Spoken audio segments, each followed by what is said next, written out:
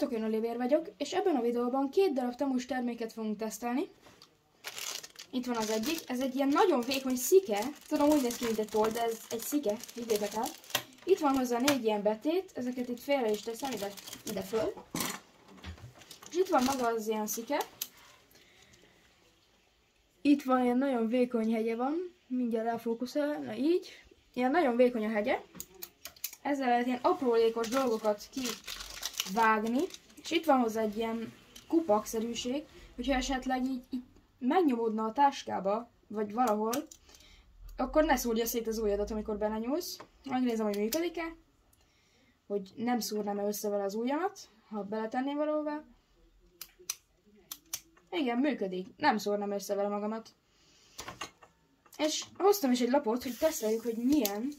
Mindjárt itt előrajzolok valamit. Gyorsan. Ezt szerintem ne várjátok meg. El is készült a rajz. Ilyen nagyon egyszerű formát rajzoltam fel, amik ilyen kerítés tetején is szoktak lenni.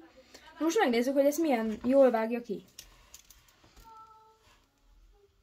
Nézzük, itt így végigviszem rajta, ez eddig elég jól vágja. Így. Így.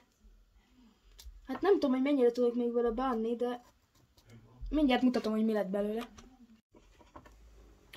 Elkészült, hát igazából nem úgy vágott, mint ahogy én eredetileg gondoltam.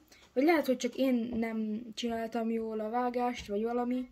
De hát elég rojtos lett itt a széle.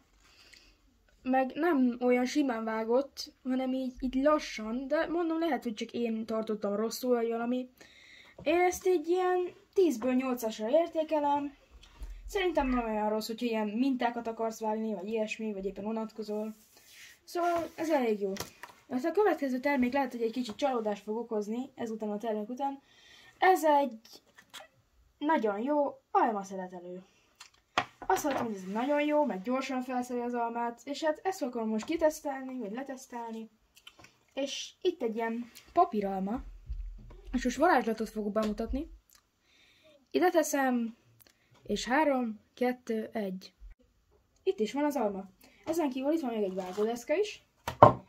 Megnézem, hogy akkor tényleg igaz, hogy ez nagyon jól felszeleteli az almát.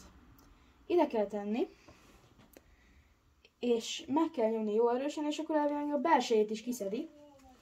3, 2, 1. Hoppá, ez fröcsköl.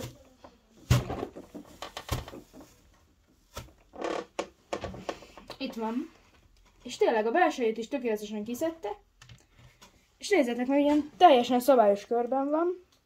Az egész ilyen szeletekként ugyanakkor van. Szóval ez nagyon jó. Őszinte leszek veletek, én ilyen gyorsan még sosem vágtam almát. És ahhoz képest, hogy 400 forint volt, nagyon éles. Én használni fogom. Nyugodtan ti is megrendelhetitek. Sziasztok!